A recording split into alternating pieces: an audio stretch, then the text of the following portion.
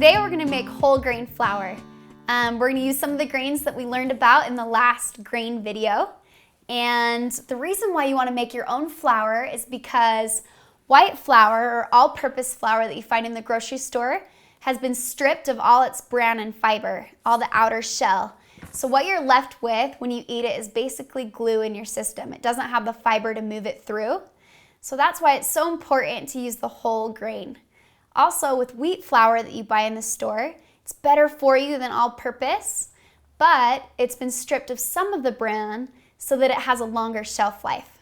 So what we're gonna do today is make our own flour. And another great thing about making your own flour is you can use a whole bunch of different grains so that you get different nutrients and minerals and things in your diet. So an essential tool to making the flour is a grinder. I use the Kitchen Mill by Blendtec. I love it almost as much as I love my blender. I think my blender's #1, but I love this Kitchen Mill as well.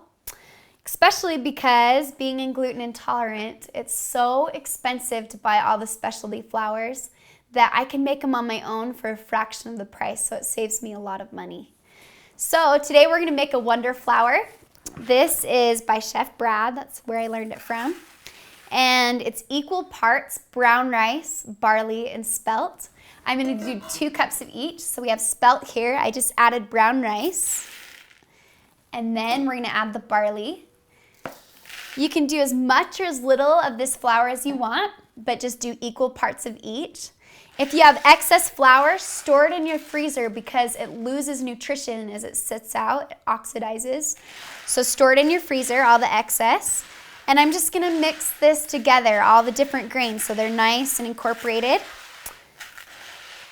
And then once they're all mixed together, I'm gonna scoop them into my grain mill right here.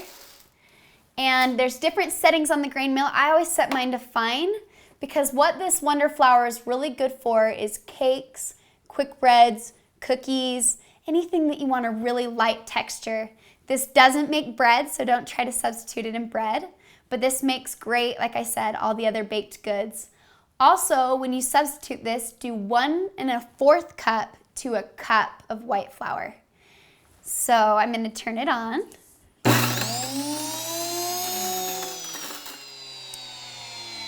And as you can see, it just grinds them down into a flour, and this is what it looks like after. And like I said, you use it the same way that you use flour, just use 1 1/4 cups instead of a cup. Also, I'm gonna show you another flour that I've made. You can make all sorts of different grain flours in here. This is a brown rice flour that I made on my own. This is great for gluten-free baking, and it's a lot cheaper to make it on your own. I buy my grains in bulk in 50-pound bags. You can get them at Walton Feed, has really great prices, as your standard. To try out some of the different grains to know if you like them before you want to commit to a 50-pound bag. Winco, different health food stores have a great bulk section that you can try the different grains, see what you like, and then buy in 50-pound bags, which will save you a ton of money. And then once you have a 50-pound bag, store it. They have these big pills, I don't know what you want to call them, and you can get gamma seal lids that screw off really easily, and I just keep those in my storage. So this is a great way to get more grains into your diet.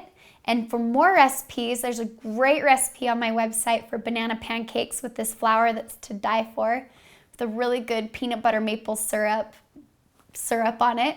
Go to my website and you can find more tips and more recipes.